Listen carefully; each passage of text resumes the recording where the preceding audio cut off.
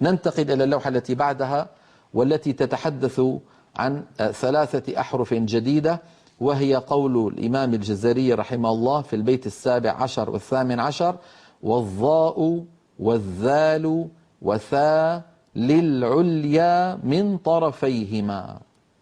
أعيد: والظاء والذال وثاء للعليا من طرفيهما. هذه ال3: الظاء والذال والثاء، والتي يسميها الناس الحروف اللثوية لأنها تخرج من طرف اللسان ومن قرب اللثة. بعض إخواننا يظن بأن الحروف اللثوية معناها عليك أن تضع طرف لسانك على اللثة. لا يا أخي، العرب تسمي الشيء بما جاوره. العرب تسمي الشيء بما جاوره، فقولهم الحروف اللثوية يعني التي تخرج من قرب اللثة وليس من اللثة.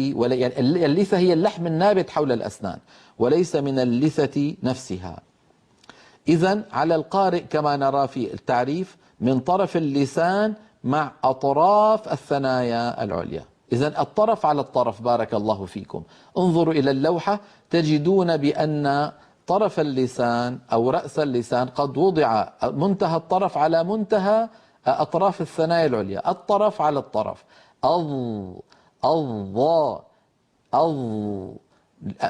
لا يصح أن يبقي الإنسان لسانه داخل الفم فيقول من الداخل، ولا يصح أيضا أن يبالغ في إخراج طرف لسانه إلى الخارج فيقول ويخرج جزءا كبيرا من لسانه. هذا من عيوب التلاوة ومنظره منظر غير ممدوح. هذا هو حرف الظاء. نعم. لاحظوا بارك الله فيكم أن أقصى اللسان مرتفع. لاحظوا أن أقصى اللسان عند نطق الظاء مرتفع. اللوحة التي بعدها تبين لنا مخرج الحرفين اللذين يشاركان الظاء في المخرج، وهما الذال والثاء. فالذال والثاء أيضا من طرف اللسان مع أطراف الثنايا العليا. الذين، الذاكرين. والثاء كذلك الثواب، ثجاجا. فالثاء والذال أيضا على القارئ أن يضع طرف لسانه على طرف أسنانه الأمامية وهي الثنايا العليا، ولكن لاحظوا أن مؤخرة اللسان لا ترتفع، فليس ثمة في الذال والثاء ارتفاع لأقصى اللسان.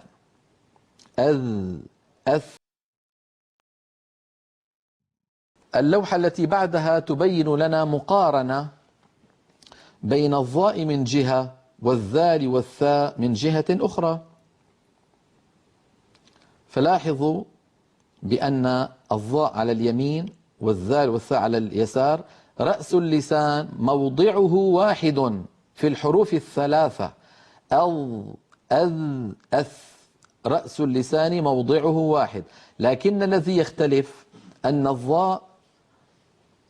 الظاء يرتفع أقصى اللسان ومؤخرة اللسان عندها، ويرجع لسان المزمار قليلا. لاحظوا بأن لسان المزمار أيضا يرجع عند نطق الظاء، بخلاف الذال والثاء فإن لسان المزمار لا يرجع إلى الخلف. هذا ما يتعلق بمخرج الحروف اللثوية.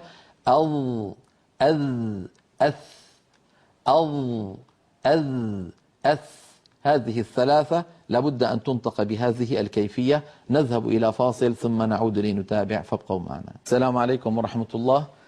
تكلمنا قبل الفاصل عن مخرج الحروف اللثوية الظاء والذال والثاء، ونتابع قليلا بعدها، ولكن قبل أن نتابع أريد أن نعود إلى آخر لوحة مرت معنا، وهي لوحة المقارنة بين الظاء والذال والثاء، لأؤكد على معنى كما ترون أمامكم في اللوحة أن لسان المزمار في اللوحة اليمنى في الظاء قد رجع قليلا إلى الوراء. كل الحروف المفخمة المستعلية لابد من رجوع لسان المزمار.